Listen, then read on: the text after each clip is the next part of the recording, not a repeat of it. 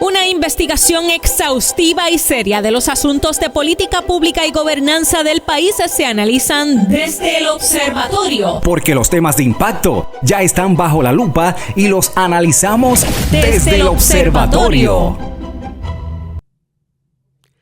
Saludos amigos y bienvenidos a otro episodio de su programa Desde el Observatorio, programa del Observatorio de Sociedad, Gobernanza y Políticas Públicas de la Pontificia Universidad Católica de Puerto Rico.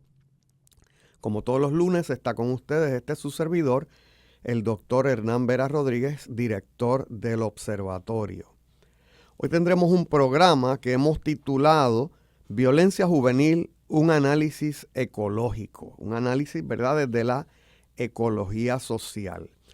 El trasfondo de este programa, de este episodio, son una serie de eventos y una serie de noticias tristes que hemos tenido con respecto a la violencia juvenil en Puerto Rico, que de alguna forma, directa o indirectamente, tocan a este grupo que le podemos llamar los jóvenes. Así que el 1 de agosto del 2025, en un tiroteo en un club nocturno en Mayagüez, un joven de 19 años muere y otros 5 quedan heridos, todos entre los 18 y 21 años. Y todavía al momento de la noticia no había arrestados sobre ese tema. También el 10 de agosto hubo el asesinato de un turista estadounidense en Río Piedra. Ese ya era de un poquito más edad, tenía 25 años. Y se encontraba en Puerto Rico para una serie de conciertos que todo el mundo sabe, ¿verdad?, que están ocurriendo en el país. El 11 de agosto del 2025, el país queda consternado con el asesinato de la joven Gabriela Nicole Prats Rosario, de 16 años, quien fue asesinada con arma blanca en Aybonito. La joven sufre 8 heridas punzantes cuando intentaba defender a su hermana durante un altercado después de una actividad del cierre del verano. Cosa muy triste porque casi todos los componentes, las personas agredidas y las personas supuestamente agresoras, pues todos o una gran mayoría son jóvenes. Para hablar de este tema y acompañarnos, ¿verdad?, en esta discusión, hemos invitado a la compañera profesora doctora Marilia Pado Aquiles, profesora en nuestro Colegio de Ciencias de la Conducta y Asuntos de la Comunidad. Saludos, doctora. Saludos, doctor, ¿cómo está? Y saludos a la audiencia. Muy bien, gracias. Un placer tenerla por aquí por primera vez desde el observatorio. Así es. Así que la recordamos gratamente, ¿verdad?, de cuando éramos decanos en el Colegio de Ciencias de la Conducta y usted estudiaba por allí, ¿no? Así que su maestría y su doctorado. Así que para los que no conocen a la doctora Marilia Aquiles, Pado Aquiles, cuenta con un bachillerato en psicología, una maestría en consejería en rehabilitación y un doctorado en psicología clínica de la Pontificia Universidad Católica de Puerto Rico. Posee más de 14 años de experiencia en el campo de la conducta humana, trabajando con niños, adolescentes y adultos, con y sin diversidad funcional. Yo leo esto de que llevas 14 años y tiemblo porque cuando uno tiene cierta edad, 10 años, 14 años le parecen un día, ¿no? Así que a mí me parece que fue ayer que compartíamos en el colegio. Se ha especializado la doctora en el área de trauma, completando adiestramientos en Rowan University en el modelo de terapia cognitivo-conductual enfocada en el trauma. También es miembro del ADA Training Leadership Network de Cornell University. La doctora ha participado como investigadora en múltiples proyectos de investigación relacionados con el duelo, el impacto del COVID-19 en la salud mental, el suicidio, el bienestar en adultos mayores y la terapia asistida por animales, entre otros. Es fundadora de Mindset Psychological and Consultant Group y ejerce como psicóloga clínica en la práctica privada. Y como dije, recientemente pues se une a tiempo completo a la facultad del Colegio de Ciencias de la Conducta y Asuntos de la Comunidad. Un placer tenerle por aquí, doctora en este programa. El placer es mío y afortunada, ¿verdad?, que me hayan invitado y, como bien usted dice, poder compartir en otro espacio, ¿verdad?, con usted. Claro, mira, te compartía, ¿verdad?, antes cuando te hice la invitación al programa, una preocupación que yo tengo. Sabes que mi formación no es en psicología, pero a fuerza de, y ni trabajo social, ni consejería, mi formación es en administración pública y ciencias políticas, pero a fuerza de uno haber dirigido proyectos, ¿verdad?, en otras áreas de servicio directo, en ciencias de la conducta, algo se le pega a uno. Así que yo llevo, qué sé yo, más de 25 años gerenciando este tipo de programas y tenía a mi cargo el manejo del programa de psicología clínica, de psicología industrial, trabajo social, consejería en rehabilitación y, ¿por qué no, también algún manejo de la clínica interdisciplinaria de servicios a la comunidad? Y me preocupa a veces la reacción que ha habido en la prensa. Sé que usted tiene otras preocupaciones sobre otras reacciones. A mí me preocupa esa visión que estoy viendo, sobre todo de un sector donde se ha desatado una campaña que dice ¿dónde están los padres? Así que un poco lo que se pretende establecer allí es que la conducta de los hijos depende, es como si dependiera, por lo menos esa es mi visión de la campaña, como si dependiera únicamente de la crianza que se le da en el hogar. Y según lo que yo veo, ¿verdad?, desde mi perspectiva laica, ¿verdad?, en el tema, es que eso es importante, la crianza es importante. Y yo tengo 2 hijos y ya tengo nietos. Pero hay otras cosas que a mí me parece que inciden, y usted como profesional pues nos orientará. Así que me gustaría, ¿verdad?, que nos hablara de esos factores que parecen incidir en la violencia juvenil.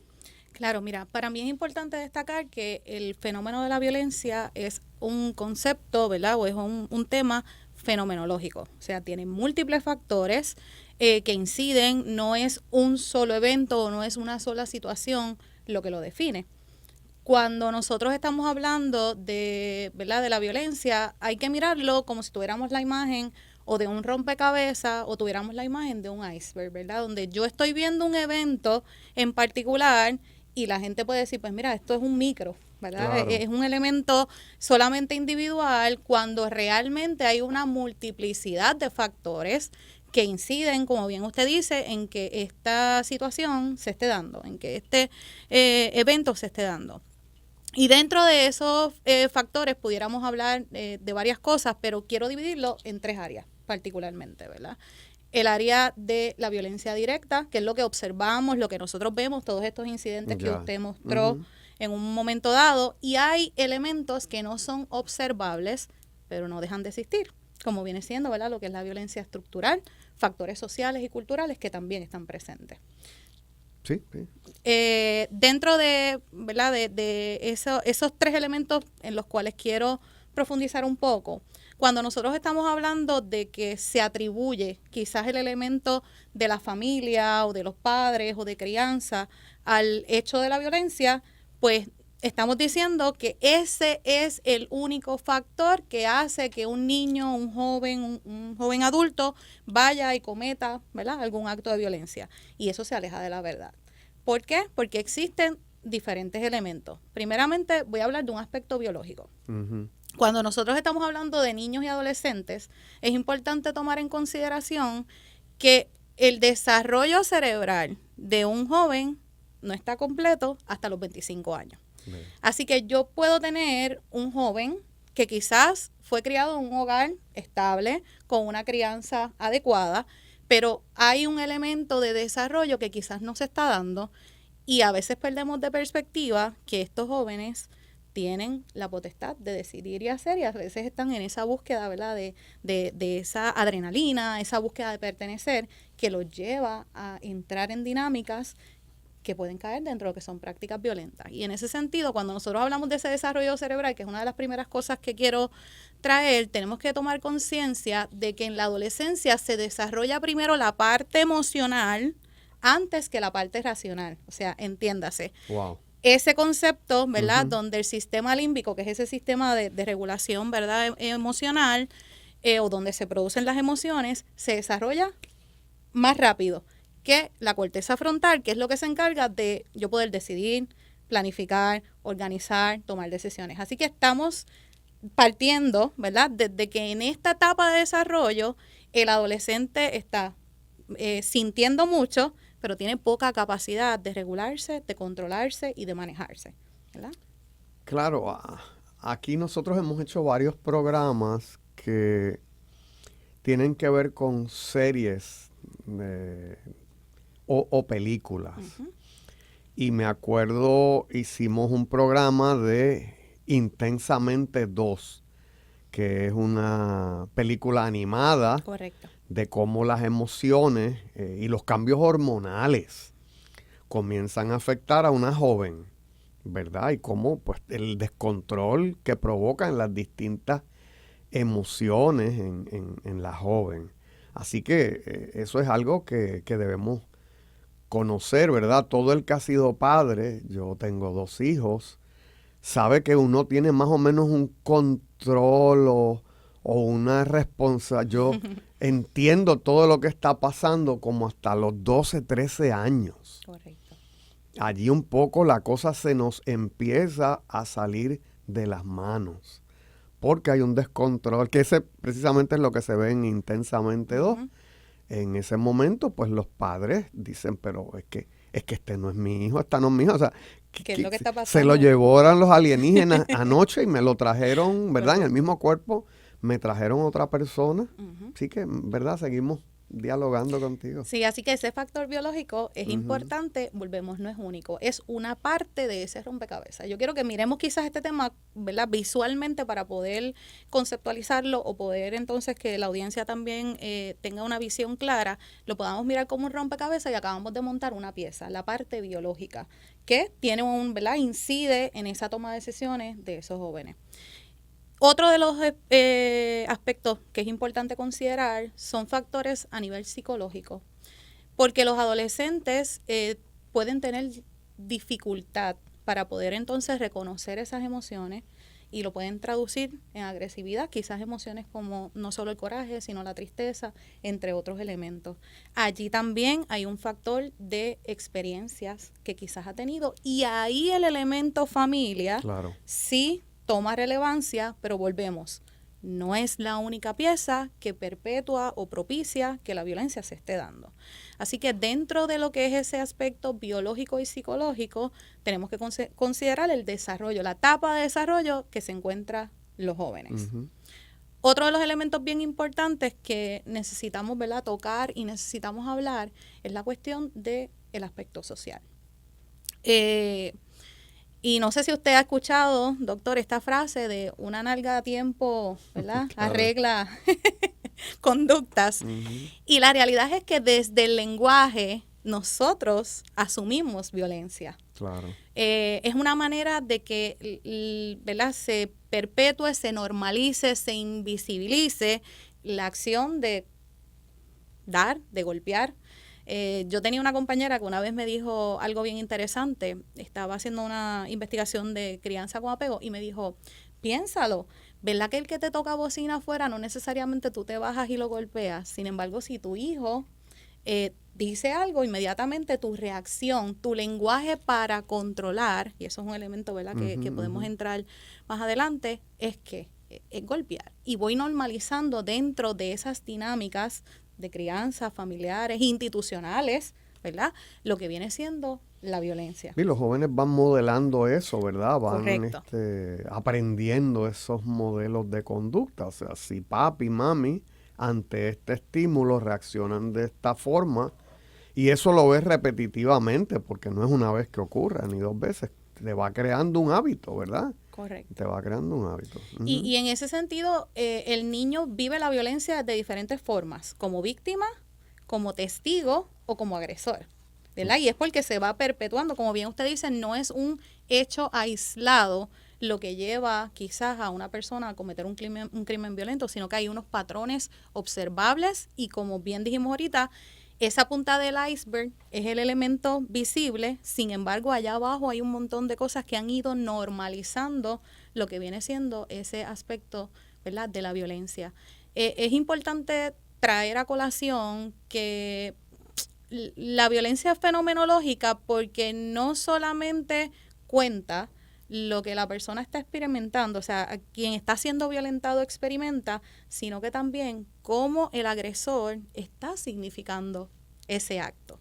Claro. Y en ese sentido me refiero que en muchas ocasiones dentro de nuestra cultura, dentro de nuestra sociedad, golpear, humillar, insultar, porque no solo son golpes, ¿verdad? Aplicar algún tipo de violencia a veces está dado a respeto, y lo podemos ver, ¿verdad? Películas, etcétera, donde soy violento para ganar espacio, para ganar respeto. Me voy a respetar. Correcto. Tener algún tipo de control, tener algún tipo de poder. Así que vamos creciendo, y digo vamos porque soy parte de lo que es esta sociedad y cultura, ¿verdad? Vamos creciendo en un entorno donde el control y poder se vuelven parte de nuestro diario vivir y normalizamos muchas cosas. Mientras me preparaba, ¿verdad?, para lo que íbamos a estar dialogando hoy, encontré una estadística que me pareció bien interesante para compartir y me decía que esto fue una investigación que se hizo en el Departamento de Educación aquí en Puerto Rico, fue del 2018, sin embargo me pareció importante discutirlo. Decía que esa investigación miraba la distribución de los roles dentro de lo que era la conducta de bullying, ¿verdad?, que es un tipo de violencia que se da entre los jóvenes. Y decía que habían 591 acosadores, 575 víctimas y habían 110 observadores. Eso me llamó mucho la atención porque nuevamente nos muestra cómo se ha normalizado el molestar, incomodar, golpear, ofender, etcétera, dentro de lo que viene siendo la cultura de nuestros jóvenes. Así que hay un elemento biológico, que bien ya lo establecimos, hay un elemento social y hay un elemento familiar, que como bien usted decía, hay una campaña donde solamente se le atribuye quizás este tipo de acción a la familia, se responsabiliza solamente a la familia y eso se aleja de la realidad. Y en ese contexto, si vamos a evaluar lo que viene siendo la parte familiar, si vamos a evaluar el rol de los padres, sí hay familias que hay una crianza negligente, claro que sí. Claro. Pero también tenemos que hablar que esta crianza negligente a veces viene perpetuada por patrones anteriores, por desigualdades sociales, por diferentes elementos. Y quizá el factor, ¿verdad?, de la educación en términos de crianza es una de las cosas principales para poder también atajarlo. Así que... Es verdad, fíjate, yo en el aspecto social que menciona, me pongo a pensar en los pares, en los compañeritos. O sea, ya después de los 13 años, ¿quién es el modelo de los niños? ¿El modelo es papá, es mamá o son los compañeros? Y entonces ya la cosa no depende necesariamente de la crianza que yo le di a mi hijo o hija, sino de la crianza que los otros le dieron a sus hijos e hijas. Correcto. Que puede afectar entonces, ¿verdad?, el funcionamiento de los hijos de los demás. Así que está el elemento de los pares, está el elemento de, digamos, las películas y las series. Correcto. O sea, hoy día los jóvenes tienen acceso de múltiples formas, ¿verdad?, por las plataformas televisivas o de cable, a través del internet, a través de sus teléfonos móviles, tienen acceso a otros modelos que vienen dados por Hollywood. Claro. ¿Verdad? La música que se escucha. Entonces uno no quiere demonizar ciertos ritmos, pero lo cierto es que nosotros, con doctora Jennifer Castellano y este servidor, hicimos una revisión bibliográfica sobre la juventud y de allí encontramos una serie de trabajos que vinculaban en Puerto Rico, dicho por los mismos jóvenes. Los jóvenes decían, cuando yo oigo esta música, esto me propende estar en ciertos estados violentos. Los juegos de video. O sea, y tampoco demonicemos los juegos de video. O sea, yo he leído estudios y discutido estudios con mis estudiantes de investigación de la influencia positiva de algunos videojuegos en cierto tipo de habilidades de los jóvenes. Claro. Pero hay juegos que tienen poco que aportar a eso y sí mucho a esos patrones de la violencia. Hay un elemento que no nos gusta tocar mucho, que es el elemento de clase social. Correcto. ¿Verdad? De cuáles son los patrones de crianza sin uno, bueno, y uno para hacer ciencia social tiene que hacer generalizaciones. Claro. ¿Verdad? Son burdas a veces, pero uno tiene que hacer generalizaciones. Y quizás la crianza que se da como en promedio en unas clases sociales tendiera a ser más violenta que en otras clases sociales. O es otro tipo de violencia. Claro. ¿Verdad? Así que son, ¿verdad?, esa serie de factores dentro del elemento social que menciona.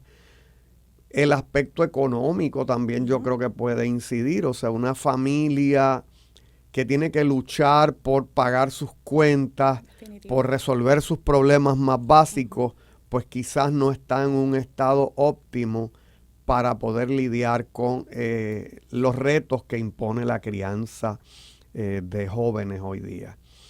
Así que amigos, aquí el tiempo pasa volando.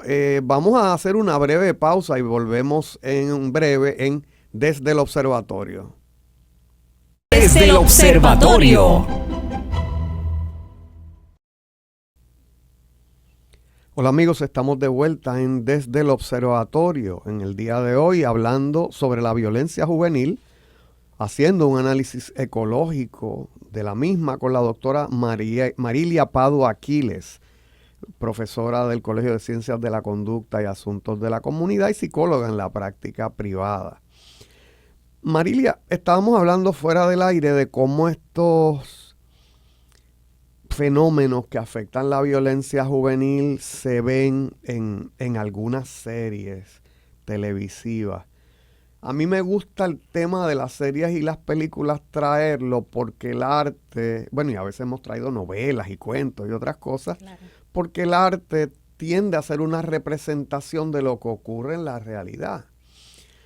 Y tiende a abrirle los ojos a uno, ¿verdad? Así que hemos tocado, le dedicamos un episodio completo. Ya habíamos mencionado la película Intensamente, que en inglés se llama Inside Out 2, ¿verdad? Y la 1 también es buenísima. La Inside Out 1 son las emociones de esta nena antes de llegar a la adolescencia. Inside Out 2 ya en la adolescencia. Así que yo creo que la gente que se estrena como padres, sobre todo padres de adolescentes, debieran ver esas películas para entender algo, a falta de una preparación académica en el aire. Y aún uno puede, como le digo, repasar esa serie de cosas. Una serie fuerte, pesada, pero necesaria también es la serie Adolescencia o Adolescence en inglés, que la tienen en la plataforma Netflix.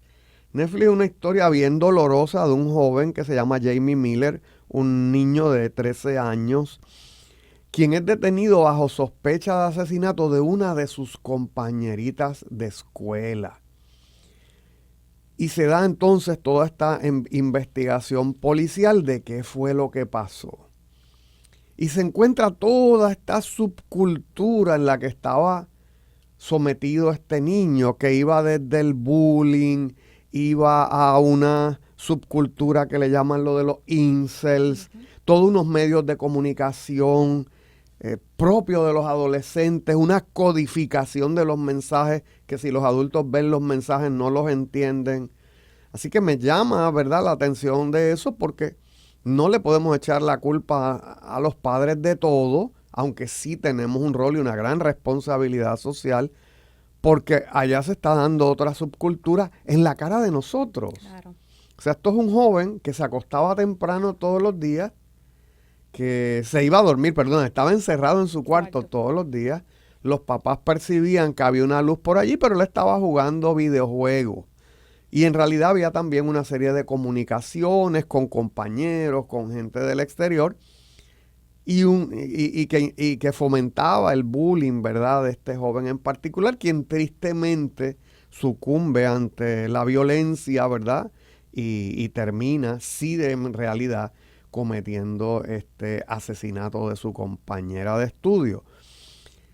Y lo que es muy pesado es esta pregunta que se hacen los padres, sobre todo la figura del padre, de ¿dónde fallamos? O sea, esto pasó en nuestra cara. Es que, ¿cómo va a ser que mi nene, que yo lo desarrollé de esta y esta y esta forma, pues, haya ocurrido esto? Claro. Así que me gustaría quizás una reacción a eso y que sigas con los elementos, ¿verdad?, que propenden esta violencia familiar. Claro. Uh-huh. Como bien usted dijo ahorita, en la adolescencia los padres se vuelven ese núcleo principal de cómo socializo, cómo me comporto, ¿verdad? Y en ese sentido, sabemos que nosotros tenemos unas necesidades básicas que van cambiando a medida que van, ¿verdad? Vamos creciendo en Claro. edad. Cuando somos adolescentes, llega esa necesidad de pertenencia. Uh-huh.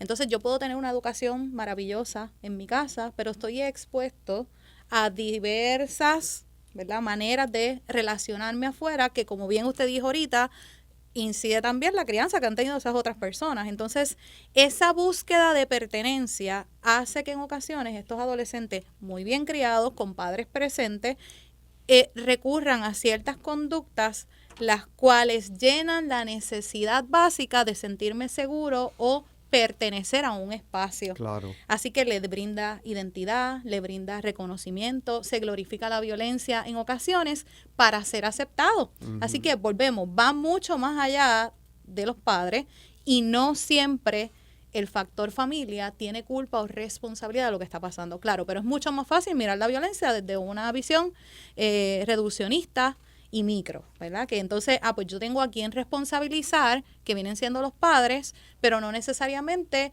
se entiende, se estudia o se analiza todo el impacto que estos jóvenes están teniendo a través de sus diversas interacciones a nivel social.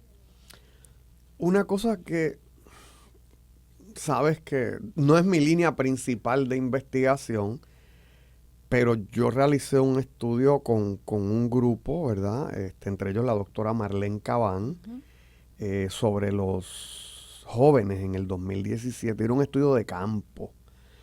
Y fuimos a hacer, sobre todo Marlene y yo, grupos focales a través de toda la isla, a escuelas, universidades, colegios. Y teníamos ese contacto con los jóvenes. O sea, tú estás encerrado con 6, 8 jóvenes hablando de una diversidad de temas. Y es importante notar que a veces lo que uno cree de los jóvenes, positiva o negativamente, no, o lo que ellos le contestan a uno no es lo que uno creía que le iban a contestar. Correcto. ¿Verdad? Y a veces uno se sorprende de, oye, cuán bonito piensan estos jóvenes de este tema, y a veces es lo contrario. Pero el adulto tiende a asumir mucho de ese mundo. Otra cosa que nos llamó mucho la atención con esta revisión bibliográfica que hicimos, ¿verdad?, auspiciados por una fundación española y que forma parte de un proyecto en el que estamos inmersos quizás hasta los próximos siguientes 3 años, pues la poca investigación que se hace con los jóvenes como sujetos. Así que se habla mucho de la juventud. Mira, los jóvenes esto, los jóvenes aquello, los jóvenes esto otro. Pero eso no surge de primera mano. Claro. ¿Verdad? Imagínate en otra área de la ciencia, pues yo no podría hablar de la diabetes porque esto es lo que yo creo de la diabetes. No es lo que yo creo. Es lo que surge de la evidencia. Claro. Así que falta mucha evidencia de, por ejemplo, esto que estamos hablando.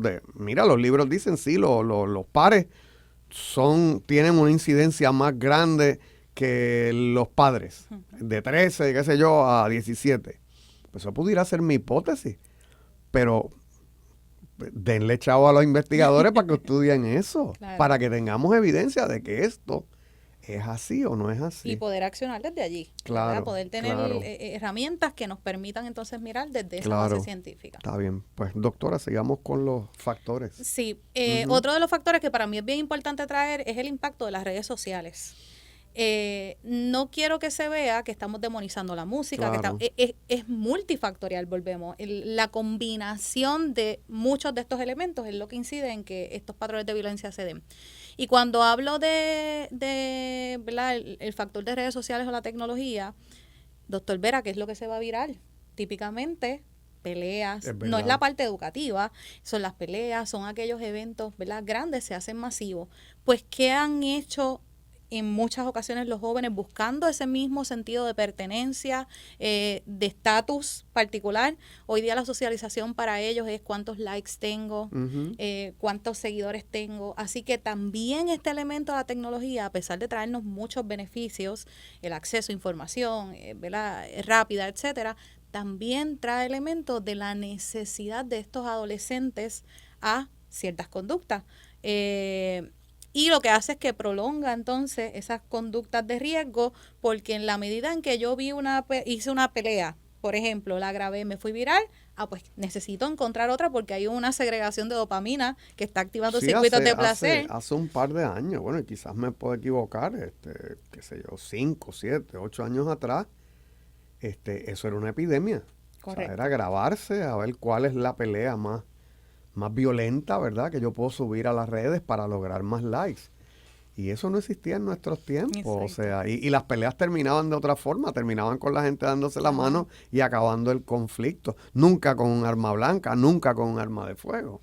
Correcto. Ujú. Y ahorita hablamos de aquella estadística que yo traje en la parte de observadores y un poco lo quiero atar a esto, cómo yo, ¿verdad? Como adolescente o como persona que estoy presenciando un acto violento, me detengo a grabar, más que tomar una acción, Claro, para ¿verdad? detener. De forma Ujú. individual para poder detenerlo. Entonces, es bien importante, ¿verdad? Que nosotros podamos tomar en consideración también ese aspecto de la tecnología. Algo que no toqué ahorita y me gustaría traerlo brevemente, el factor de que el uso de sustancias también, ¿verdad? Es un elemento que puede incidir, además de la pobreza y todas estas cosas que hemos hablado, en normalizar o llevar a estos jóvenes a espacios, ¿verdad? De alto riesgo cuando de violencia se trata. Claro, porque mira, la experimentación con alcohol y todo tipo de drogas, sobre todo las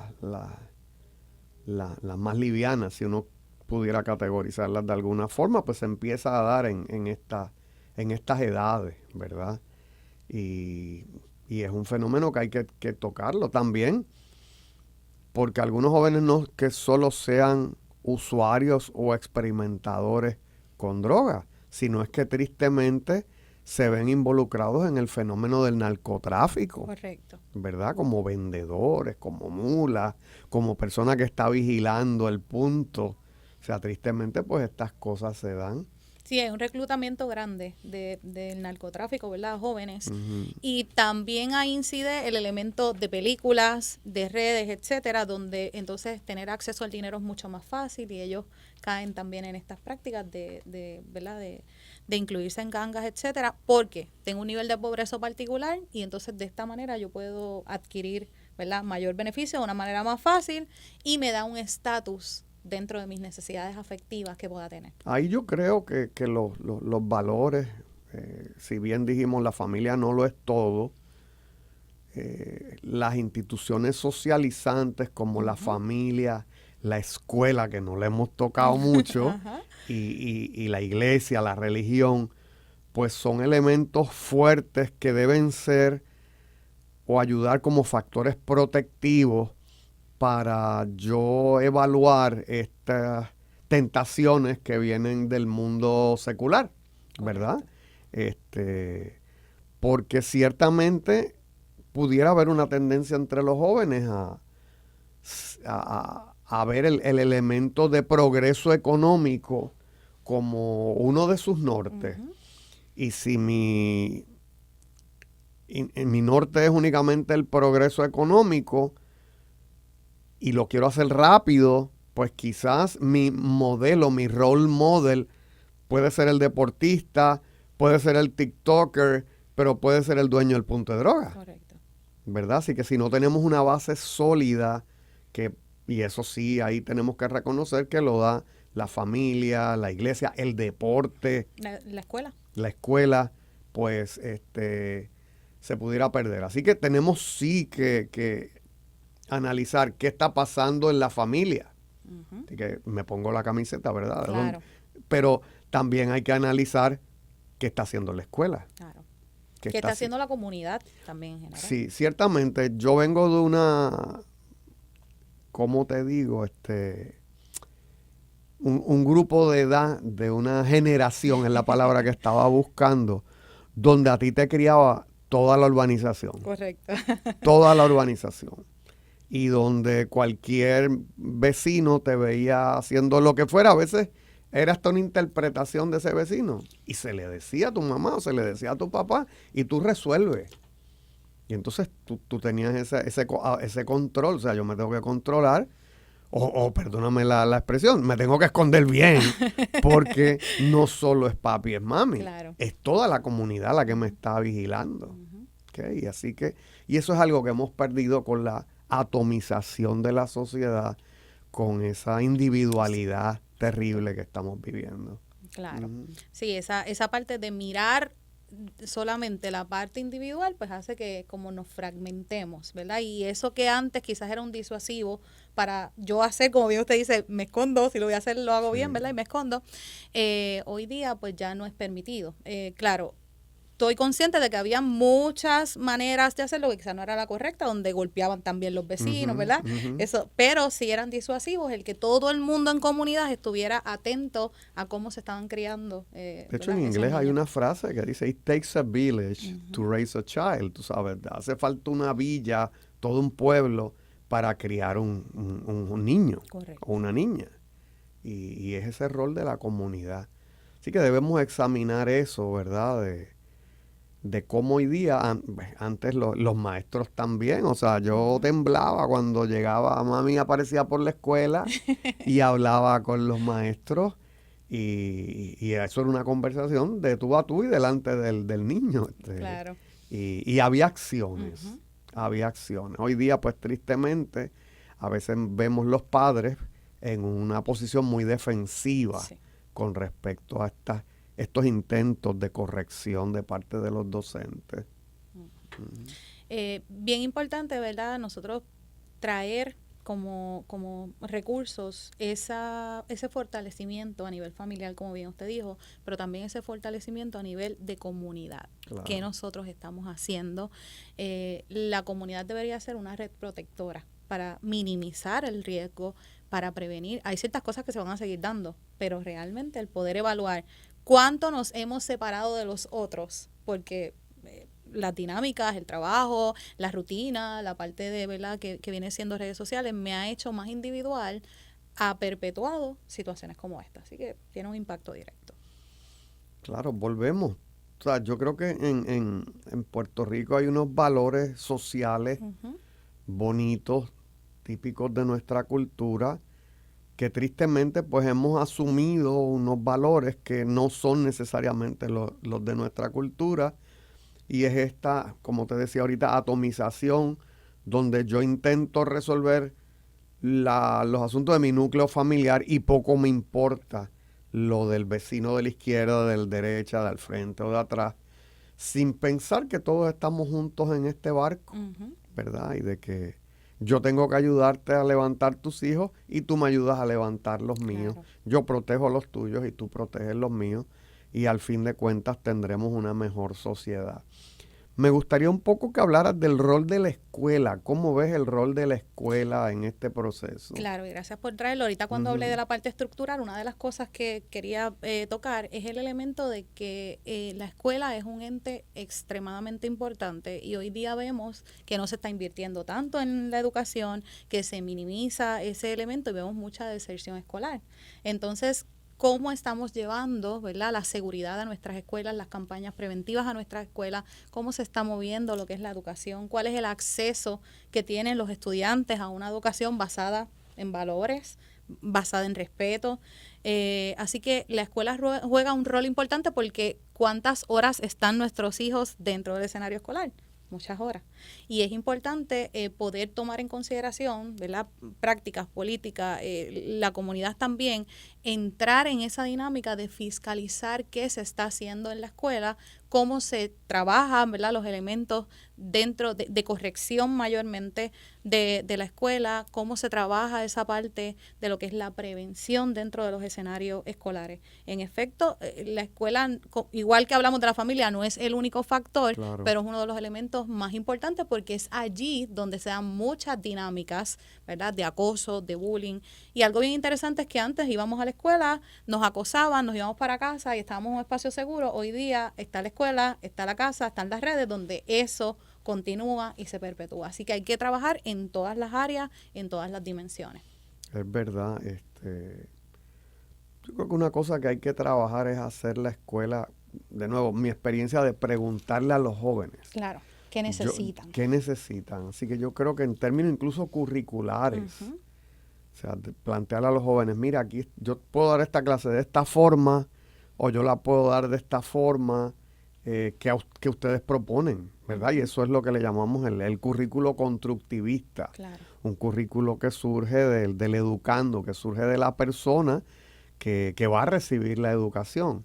Porque partimos de que los jóvenes no saben nada. Y los jóvenes hoy día están expuestos a muchísimos estímulos. Y quizás pues nos corremos el riesgo a eso de hacer una educación que no pegue con ellos, ¿verdad? Así que el contenido es una cosa, el contenido eso lo manda el Departamento de Educación, pero ¿qué actividades tú quieres? ¿Qué actividades podemos hacer para llevar ese mismo contenido y que te entretenga y que evite tu deserción escolar? ¿Qué yo puedo llevar para que hagas uso de las horas libres? Claro.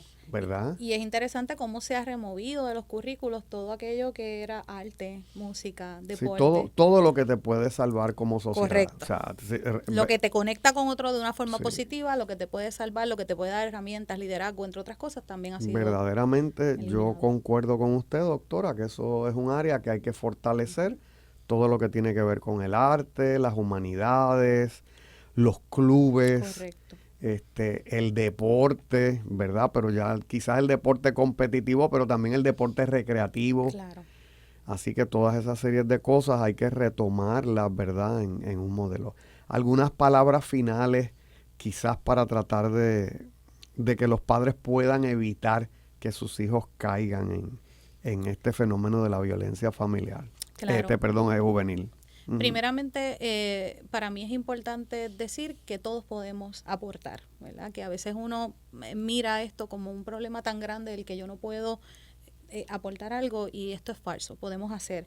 Necesitamos que los padres estén presentes en la vida de los hijos, que se den espacios seguros, que ellos puedan tener acceso a educación, que puedan tener acceso a servicios, que se le pueda involucrar en actividades positivas, que se monitoreen también aquellas cosas que ellos hacen, pero también necesitamos movernos más afuera y las estructuras, ¿verdad? Todos como sociedad poder entonces aportar a mirar cuál es el futuro de nuestra isla, ¿verdad? Que son los niños y adolescentes. Así que deberíamos tratar de garantizar un país mejor para ellos, y para eso necesitamos cambios en políticas públicas. Necesitamos todos accionar también desde los diferentes espacios que estamos. Pues doctora, muchas gracias por su excelente participación en el día de hoy en este programa. Doctora Marilia Padua, pues la pueden, ¿dónde te pueden encontrar, doctora? Me pueden encontrar en Facebook, aparezco también en Instagram como doctora Marilia Padua, y pueden comunicarse también a la oficina al 939-835-7257. Mucho gusto. Excelente, doctora. Amigos, pues hemos llegado al final de este episodio de Desde el Observatorio. Nos podemos ver el próximo lunes en Católica Radio o en la retransmisión a través de las redes digitales, sobre todo YouTube y Spotify. Nos vemos entonces el lunes siguiente en Desde el Observatorio. Forma parte de nuestro análisis. Comparte tus opiniones con el panel. Comunícate con nosotros a observatorio.pucpr@pucpr.edu. Desde el Observatorio, una producción de la Pontificia Universidad Católica de Puerto Rico.